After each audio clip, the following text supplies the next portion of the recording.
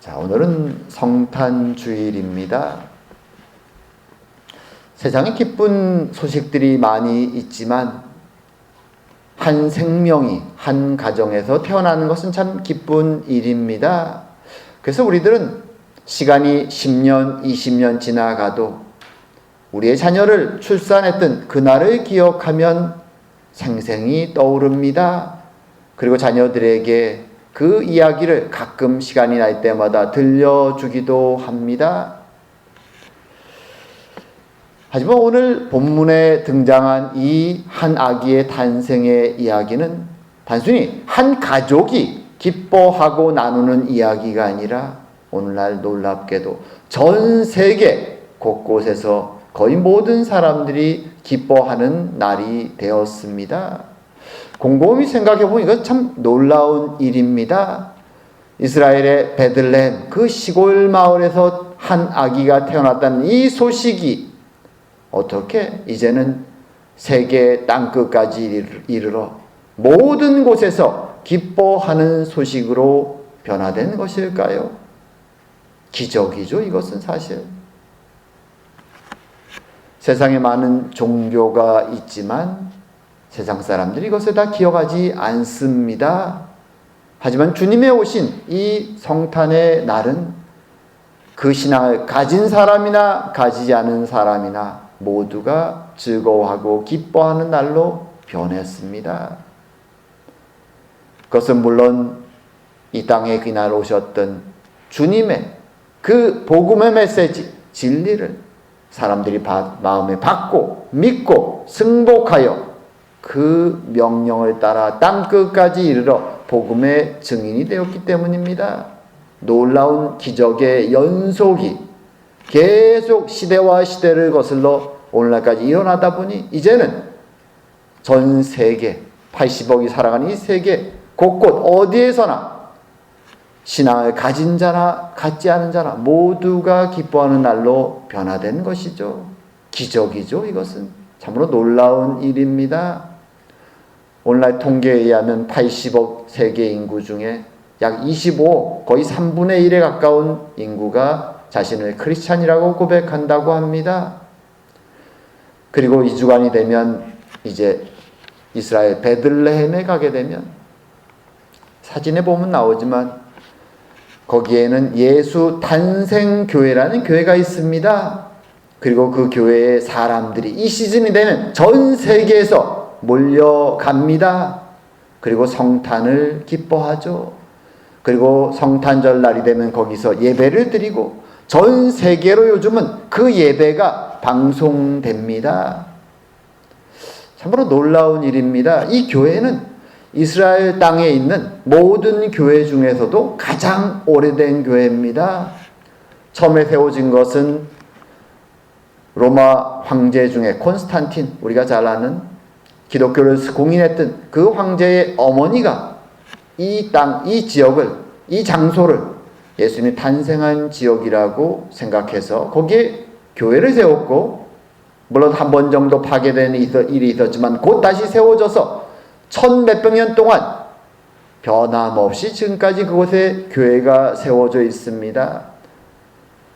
사실 한동안 꽤 오랜 시간 동안 이 베들레헴은 모슬렘 지역이었습니다. 그래서 모슬렘들이 들어와서 교회를 거의 대부분 파괴했습니다. 근데 흥미로운 것은 이 예수 탄생 교회만큼은 모슬렘들도 파괴하지 않았습니다. 왜 그랬을까요?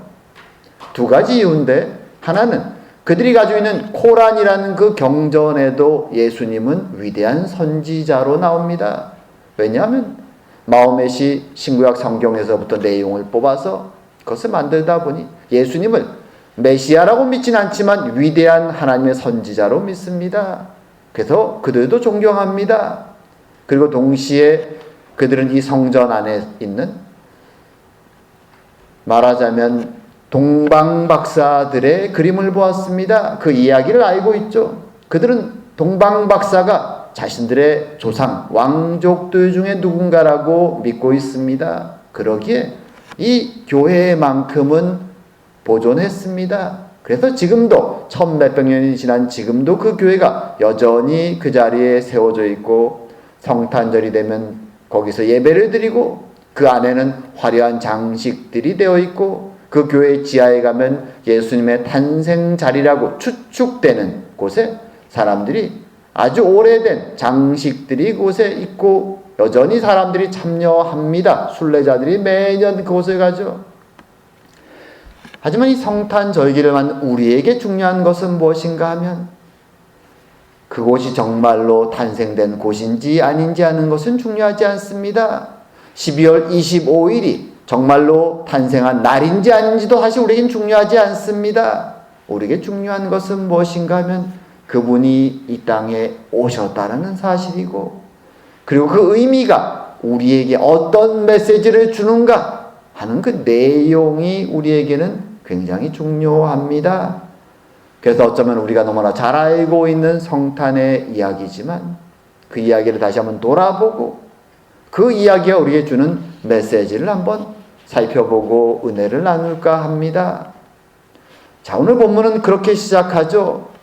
그때에 가이사 아구스도가 영을 내려 천하로 다 호적하게 하라 하였다. 그리고 이 명령에 따라서 요셉과 그의 아내 마리아가 갈릴리 나사렛에서부터 이제 베들레헴으로 가는 장면이 등장합니다. 가이사 아구스도가 누굽니까? 그 가로치고서가 써놨지만 흔히 아우구스투스라고 우리가 말합니다. 로마 역사 속에서 황제라는 타이틀을 처음으로 얻은 사람이 바로 이 아우구스투스입니다. 처음 황제가 된 사람이죠. 로마 제국이 이 당시 이스라엘 전역을 다 다스리고 있었는데 그 전까지는 황제가 다스리지 않았습니다. 황제가 없고 공화정이었죠. 하지만 드디어 황제가 들어선 것입니다. 그는 강력한 정치를 원했죠. 강력한 정치를 위해서는 세금, 돈이 필요합니다. 그래서 그가 로마 전역에 세금을 정확하게 더 많이 걷어들이기 위해서 사람들이 어디에 얼마나 사는지 인구 통계를 내기를 결정한 것이죠. 그리고 각 지역에 정확한 인구 통계를 위해서 호구조사 명령을 내렸습니다. 그래서 로마 제국에 속한 모든 사람들은 자신의 호적지, 본적지를 찾아가서 우리 가족이 몇 명입니다. 누가 어디에 살고 있습니다. 라고 신고를 하게 된 것입니다. 그래서 이제 이 명령에 따라 로마 황제의 명령에 따라서 이스라엘 사람들 그리고 그 중에 오늘 본문에 등장하는 요셉도 시간을 내서 그의 아내 마리아와 함께 길을 떠나는 것이 오늘 본문의 내용입니다. 그리고 드디어 베들레헴에 도착해서 그곳에서 호적을 합니다. 자, 그 당시에 이미 마리아의 배가 굉장히 많이 불렀습니다. 그래서 다시 갈릴리로 돌아가지 않고 이 나사렛에서 돌아가는 것이 아니라 베들레헴에서 아기를 낳게 됩니다. 자, 이 이야기는 우리가 잘 알고 있는 이야기인데 흔히 우리가 하는 몇 가지의 오해들이 있습니다. 이 이야기에 등장하는 오해들. 자, 그 오해의 내용들을 보게 되면 지금 이 6절과 7절 제가 방금 띄우는 이 내용에 대한 오해에서부터 시작됩니다. 거기 이렇게 얘기하죠. 거기 있을 그때에 해산의 날이 차서 첫 아들을 낳아 강보로 싸서 구유에 뉘었으니 이는 여관에 있을 곳이 없음이러라. 우리가 많이 듣던 구절인데 여기서 등장하는 첫 번째 오해는 무엇인가 하면 사람들이 흔히 성탄절 성극을 할 때 어떤 장면이 등장하는가 하면 만삭이 돼서 이제 막 산통이 오는 마리아를 끌고 밤에 늦게 베들레헴에 도착해서 숙소를 찾는, 그래서 여관문을 막 두드리는 장면이 보통 우리가 성탄절 이브날 하는 성극에 등장하는 첫 장면입니다. 하지만 오늘 본문을 잘 읽어보면 뭐라고 얘기하는가 하면 6절에 거기 있을 그때에 해산할 날이 찼다. 이 뭔 말입니까? 이미 도착해서 정확히 며칠인지는 모르지만 일정 시간이 지나서 아기를 낳았다라는 것입니다. 막 배가 아파서 그날 밤 어쩔 수 없이 도착해서 해산한 것이 아니라는 것이죠. 자, 이게 첫 번째 흔히 하는 오해들이고, 두 번째는 뭐냐? 여관에 도착한 것이 아닙니다.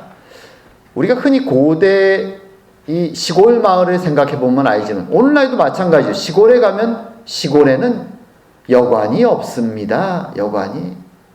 여관이라는 것은 큰 도시에 있는 것입니다. 그나마 오늘날은 여행이라는 것이 발달해서 여러 곳에 여관과 호텔이나 이런 것이 생기지만 고대에는 정말 필수적인 사람들이 아니면 이동을 하지 않습니다. 그러게 이런 시골 마을에는 당연히 여관이 없습니다. 그래서 여관으로 번역된 헬라어 단어는 사실은 정확한 의미는 흔히 우리가 생각하는 시골집에 방 한 칸, 손님을 위해서 준비된 방 한 칸이 있습니다. 고대 사람들은, 특히 이스라엘 사람들은 손님을 접대하는 것을 굉장히 중요하게 생각했습니다. 하나님을 믿는 백성들의 필수적인 호의다라고 생각합니다. 손님을 접대하는 것. 그래서 게스트룸이 있죠. 항상. 오늘날 캐나다에도 일반 주택에 가면 게스트룸이 1층에 있습니다. 그 게스트룸 또는 나그네를 위한 숙소를 사실 번역할 때 현대인들이 이해할 수 있도록 여관이라고 번역을 했던 것입니다. 그래서 우리가 머릿속에 요셉과 마리아가 가서 여관 찜문을 막 두드리는 장면은 사실은 잘못된 그림입니다. 고대 이스라엘 그 1세기 때 그들의 주거 형태를 보게 되면 일반적으로 두 가지 형태인데요. 일반적으로 여관 당연히 없기 때문에 집을 보면 제가 지난번에 한번 보여드렸는데 2층 구조로 되어 있습니다. 1층에는 가축들이 머뭅니다. 가축들이. 그리고 2층에 방들이 두세 개 정도가 있습니다. 주인의 방도 있고 게스트룸도 흔히 2층에 있죠. 그리고 때로는 집을 2층으로 짓기보다는 그 당시 이스라엘, 특히 베들레헴 지역에는 석회암 지역이 많았습니다. 그래서 석회암은 물이 들어오면 석회의 석이 녹아버립니다. 그래서 동굴이 굉장히 많습니다. 여기저기. 그래서 동굴이 만들어진 동굴이나 혹은 쉽게 파여지기 때문에 동굴을 조금 파서 그것을 1층으로 만들고 그 위에다가 2층으로 올려서 만든 집도 굉장히 많았습니다. 그래서 오늘날 아까 앞에 보여드린 것처럼 예수 탄생교회, 예수님이 탄생한 집이라고 생각하는 그곳에 지은 그 교회를 가보면은 보통 외관은 이렇게 크죠. 오늘날 예루살렘 지역이나 이스라엘에 가면 안타까운 것은 뭐냐면 원형 위에다가 다 거대한 교회를 지어버리고 엄청난 치장을 해서 그 당시의 모습을 전혀 찾아볼 수가 없다라는 것이죠. 자, 그래서 이렇게 엄청나게 큰 교회가 있습니다. 그리고 교회 안에 들어가면 예배당이 있고 그 예배당 가장 안쪽에 들어가면 지하실로 내려가는 계단이 있습니다. 물론 고대에는 이런 계단이 없죠. 사람들이 다 만들어 놓은 것이죠. 이곳이 아마도 예수님이 탄생한 곳이라고 추측해서 이미 고대에 기원 4세기에 만든 것입니다. 그리고 들어가면 오른쪽 왼쪽이 있죠. 왼쪽에 파랗게 돼 있는 곳은 구유가 있던 장소라고 사람들이 생각하는 곳이고 오른쪽에 있는 장소, 다음 사진에 나오는데 이곳은 예수님이 처음 태어난 곳이다 라고 생각합니다. 그래서 사람들이 열심히 이렇게 고대부터 1000년도 넘게 꾸며놓고 있는 것입니다. 그래서 우리가 예수님이 탄생한 마구간 이런 생각을 할 때 우리가 흔히 생각하는 집 밖에 있는 마구간 이런 그림과는 다르다는 것을 우리가 알 필요가 있습니다.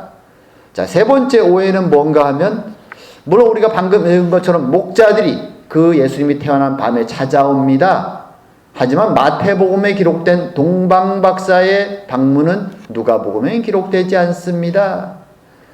그리고 동방박사들은 그 장면에 나타나지 않습니다. 왜냐하면 그들이 예루살렘을 거쳐서 이 베들레헴까지 오기까지 시간이 굉장히 많이 걸렸기 때문입니다.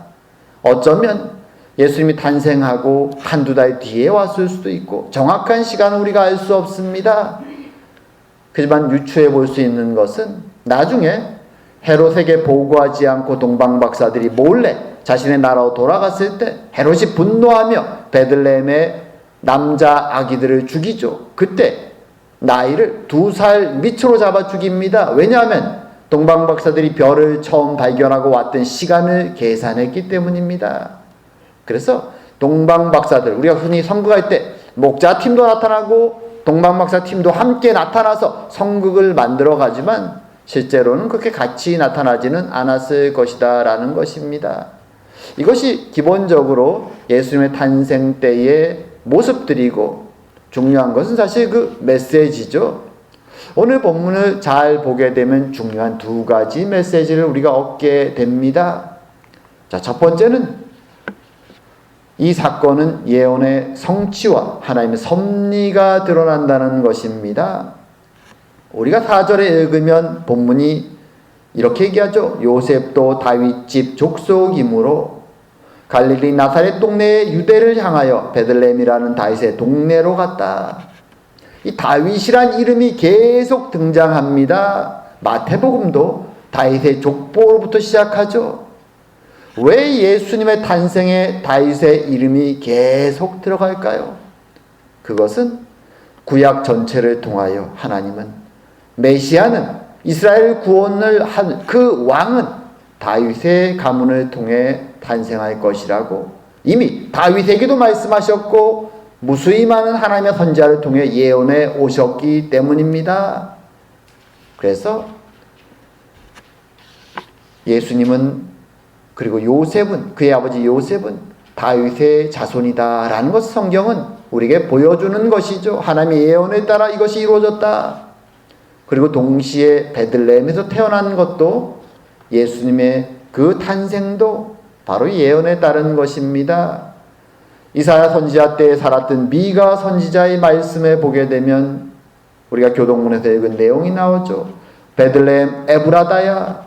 이 에브라라는 것은 베들레헴의 옛날 이름입니다. 너는 유다 족속 중에 작을지라도 이스라엘 다스릴 자가 내게서 내게로 나올 것이라. 그의 근본은 상고에 영혼에 있느니라. 그래서 예언에 따라 예수님은 다윗의 자손으로 바로 다윗의 고향 베들레헴 땅에 태어난 것입니다. 자, 그리고 흥미로운 것은 무엇인가 하면 이 탄생이, 예언에 따라 이루어지는 탄생이, 이제 하나님이 요셉에게 야, 이제 내가 그렇게 예언했으니까 너는 내 예언을 성취하기 위해서 베들레헴으로 가라 라고 하나님이 명령하셔서 요셉이 베들레헴에 간 것이 아니라 도리어 그 당시 로마 제국의 황제였던 아우구스토의 명령에 따라 요셉은 베들레헴에 갔다라는 것입니다. 이것이 하나님의 섭리입니다. 하나님은 그의 뜻을 이루어 가실 때에 이 세상, 말하자면 이 세상 악한 통치자가 되었건 선한 통치자가 되었건 세상 통치자의 손을 통하여 일하실 때가 많다라는 것입니다. 그래서 마치 모든 일이 우연히 이루어진 것처럼 진행됩니다. 그 진행은 세상의 악한 통치자들의 손을 통하여, 명령을 통하여 막 진행됩니다. 하지만 일이 끝나보면 그것은 하나님의 계획의 섭리의 성취였음을 우리가 알게 되죠. 성경은 그래서 우연이란 단어를 종종 사용합니다. 하나님은 세상의 역사를 보이지 않게 뒤에서 주관하고 계신 것입니다. 오늘 본문의 사건도 로마 황제는 자신이 세금을 더 많이 걷어들이기 위해서 명령하고, 사람들은 귀찮고 힘든 일로 다 각자의 고향으로 이동하면서 오늘 본문의 사건이 발생했지만 그 뒤에는 하나님의 역사가, 하나님의 섭리와 주관이 있었다라는 것입니다. 오늘날도 하나님은 보이지 않는 그 뒤에서, 우리 등 뒤에서 일하고 계십니다. 하나님의 섭리가 우리를 인도해 가신다는 사실을 우리는 기억하는 것이 필요합니다. 그리고 두 번째로 이 메시지에서 중요한 것은 주님은 그 높은 하나님의 보좌에서 가장 낮은 곳으로 내려오셨다라는 것입니다. 자, 오늘 본문에서 그렇게 얘기하죠. 갈릴리 나사렛 동네에서 유다를 향하여 베들레헴이라는 다윗의 동네로 갔다. 사실 이것은 원문대로 번역한 것이 아니라 좀 의역된 것이죠. 원어대로 번역하면 이 도시의 순서가 어떻게 번역되는가 하면 다윗의 도시로 그리고 베들레헴이라고 불림받는 곳으로 갔다 이렇게 됩니다. 다윗의 도시라는 타이틀이 먼저 나옵니다. 우리 한글 성경에서는 다윗의 동네라고 마치 타운처럼 번역되지만 헬라어 원문에는 그냥 폴리스라는 단어를 씁니다. 고대의 도시를 가리킬 때 말하자면 아테네 그거 다 폴리스라고 불렀습니다. 다른 작은 타운을 가리키는 헬라어가 없었기 때문에 그냥 폴리스라는 단어를 씁니다. 다윗의 도시, 다윗의 폴리스라고 하면 이스라엘 사람들의 머릿속에 탁 떠오르는 도시가 어딜까요? 다윗의 도성 예루살렘입니다. 예루살렘. 당연히 왕이 거하는 도시죠. 왕의 도시죠. 이스라엘의 가장 영광된 도시입니다. 다윗의 도시. 그럼 예루살렘입니다. 헬라어에서는 먼저 다윗의 도시로 갔다라고 말합니다. 그럼 사람들이 메시아가 역시 예루살렘으로 태어나시는구나 라고 상상할 수 있지만 따라 나오는 이름은 예루살렘이 아니라 베들레헴이라고 나옵니다. 의미가 떡집이죠. 밀이 많이 생산돼서 빵을 많이 만드는 서양말로 말하면 빵집이라고 말할 수도 있습니다. 그런 시골이죠. 농사만 짓는 그런 시골 변두리, 조그마한 마을.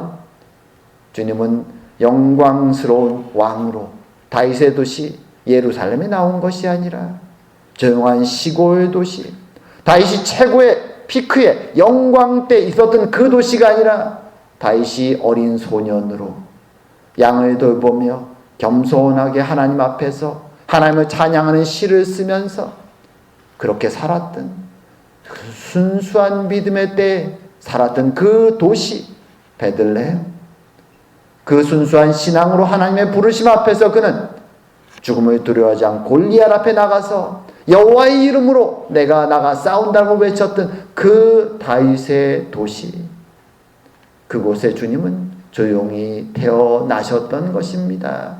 여기에 벌써 하나님의 메시지가 시작되고 있는 것입니다. 하나님 세상의 영광을 누리려고 이 땅에 오신 것이 아닙니다. 그렇다면 그분은 영광의 도시 예루살렘에 태어나셨어야 될 것입니다. 하지만 도리어 주님은 조용한 도시, 시골 도시, 다윗의 고향 베들레헴에 태어나셨습니다. 가장 처음 순수한 믿음에 다윗이 시작되었던, 죽음을 두려워하지 않고 하나님 앞에 순종하고 나갔던 그 도시에 메시아가 오시면서 말씀하는 것이죠. 나의 왕은, 나의 구원자는 그 순종의 믿음, 그 순수한 믿음으로 시작하는, 거기서부터 시작하는 것이다 말씀해 주시는 것입니다. 동시에 주님은 처음 예수님이 탄생하고 처음으로 그분을 묘사하는 표현이 뭔지 아십니까? 첫 아들을 낳아 강보로 싸서 구유에 뉘었다라는 말입니다. 그리고 흥미로운 것은 얼마 뒤에 천사가 목자들을 찾아가서 말할 때 이렇게 말합니다. 너희가 가서 강보에 쌓여 구유에 뉘어 있는 아기를 보르니 이것이 너희에게 표적이니라. 사실 태어난 아기, 그 소중한 아기를 부모는 웬만하면 이 구유에 누이지 않습니다. 구유가 무엇입니까? 가축의 먹이를 주는 가축들의 밥통입니다. 물론 사용하지 않게 깨끗하게 정리해서 넣었겠지만 자신의 아기를 이런 곳에 넣는 부모는 없습니다. 그리고 강보에 쌓여진 아기의 모습이 어떻습니까? 인간이 태어나서 가장 연약하고 무기력할 때의 모습이 강보에 쌓인 모습입니다. 힘도 없습니다. 스스로 길 수도 없습니다. 스스로 구를 수도 없습니다. 그래서 부모는 안전하게 강보로 완전히 돌돌돌 말아 싼 것입니다. 그리고 흔들리지 않도록 놓을 수 있는 장소, 그곳에 놓습니다. 안전한 곳에 놓죠. 다른 곳이 없기에 가장 지저분하지만 그럼에도 흔들리지 않는 구유에 놓았던 것입니다. 가장 연약한 인간의 모습. 그것이 예수님을 묘사하는 첫 묘사입니다. 근데 흥미로운 것은 천사가 말하죠. 그것이 바로 너희에게 표적이니라. 표적이 무엇입니까? 사인이죠.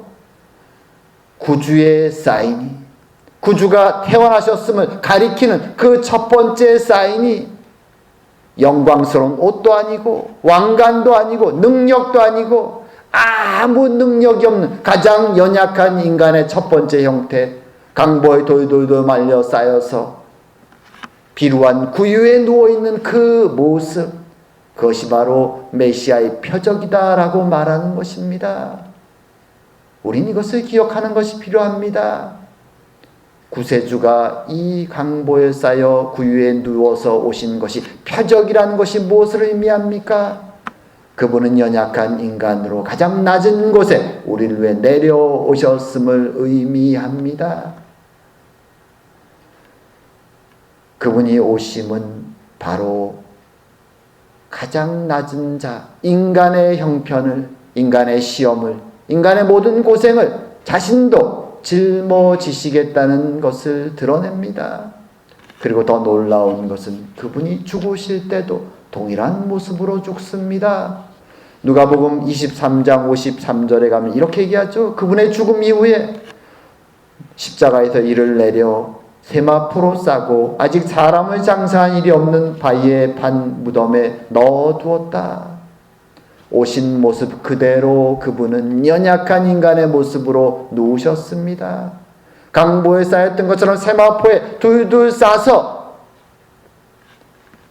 그것을 무덤 위에 넣어두셨던 것입니다. 주님은 연약한 인간의 모습으로 왔고 그리고 그 연약한 인간의 모습으로 돌아가셨습니다. 그것이 우리의 구세주의 이 땅에 오신 모습이었습니다. 처음과 끝이었습니다. 주님은 우리를 위해서 이 땅 가장 낮은 곳으로 오신 것입니다. 그분은 이 땅에 번영과 성공과 영광을 취하러 오신 것이 아닙니다. 그분의 오심이 무엇을 의미하는가? 우리에게 말하고 있는 것입니다. 우린 때로 신앙을 갖고 믿음을 갖고 살아가는 것이 마치 어떤 목사들이 말하는 것처럼 삼박자 구원처럼 병도 없고 돈을 많이 벌고 세상적으로 명예로 성공하는 그런 것을 얻는 것이 믿음의 길이라고 생각할 때가 있습니다. 하지만 우리 주님은 이 땅에 그렇게 오시지 않았습니다. 연약한 자로 우리의 모습 그대로 이 땅에 오셨습니다. 그리고 그렇게 떠나셨습니다. 살 동안도 머리 둘 곳이 없이 오직 하나님의 뜻에 순종하여 사셨던 그분이죠. 그래서 히브리서 기자는 그렇게 말합니다. 우리에게 있는 대제사장은 우리의 연약함을 동정하지 못하실 리가 아니요 모든 일에 우리와 똑같이 시험을 받으신 이로되 죄는 없으시니라. 사도 바울도 빌립보에서 이렇게 얘기합니다. 오히려 자기를 비워 종의 형체를 가지사 사람들과 같이 되셨고 사람의 모양으로 나타나사 자기를 낮추시고 죽기까지 복종하셨으니 곧 십자가에 죽으심이라. 그분은 이 땅에 낮은 곳으로 오셨고 우리와 동일하게 되셨고 그리고 우리의 육신으로 우리의 모든 죄의 짐을 짊어지고 살아가셨고 떠나가셨습니다. 그리고 그것이 바로 우리에게 복음이 되고 기쁨의 소식이 되는 것입니다.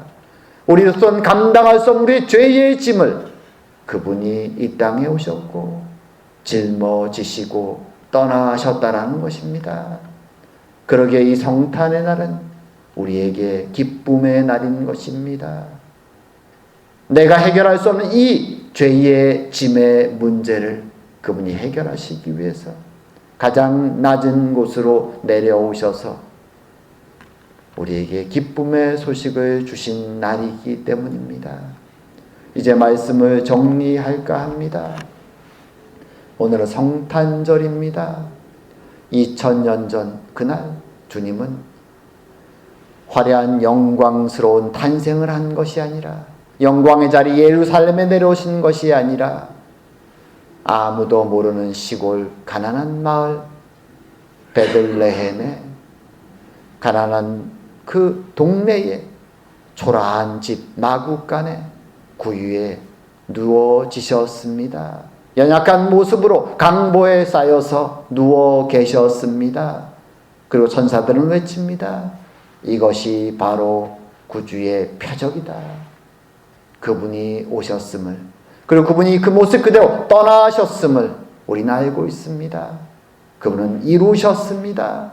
그러기에 우리는 오늘도, 2000년 지난 지금도 이 성탄의 절기를 기뻐하는 것입니다. 그분이 우리에게 주신 참된 구원은 세상에서의 축복과 성공이 아니라 죄와 욕망이 같은 이 세상의 속박에서부터 해방되는 것이고 우리의 아버지 하나님께로 돌아가는 것입니다. 이제 더 이상 세상에 속한 자가 아니라 하나님께 속한 자요, 참된 영혼의 자유를 누리며 아버지의 백성으로 하나님의 영광스러운 은혜를 마음에 기뻐하며 살아갈 수 있게 되는 것입니다. 우린 이미 회복되었고 돌아갈 아버지의 집이 우리를 기다리고 있습니다. 그것이 바로 우리의 구원인 것입니다. 그리고 이 땅에 내려오신 주님이 우리에게 주신 선물인 것입니다. 참으로 그 은혜를 기억하면서 오늘도 우리는 기뻐하고 즐거워하고 사랑하며 살아가야 되는 것입니다. 참으로 이 은혜가 오늘 우리의 심령 가운데, 우리의 가정 가운데, 우리의 삶 가운데 충만하기를 주의 이름으로 축원드립니다. 기도드리겠습니다. 사랑과 은혜의 하나님 아버지, 우리를 사랑하시고 아버지의 뜻에 순종하셔서 이 땅에 내려오셨으며 참으로 연약한 자들, 가난한 자들에게 그 모습을 드러내셔서 참된 기쁨의 소식을 들려주시니 감사드립니다. 오늘도 우리 주의 오심을 기뻐하며 감사하며 이 성탄의 날을 보냅니다. 우리의 마음속에 참된 기쁨을 주님 허락하여 주시고 주님이 허락하신 그 은혜가 우리의 구주께서 이 땅에 오셨다라는 그 의미가 얼마나 크고 놀라운지를 주님 감사하며 기뻐하며 보내는 이 한 주간 되도록 축복하여 주시옵소서. 오늘도 함께 하심을 감사드리오며 모든 말씀 예수님 이름으로 기도드립니다. 아멘.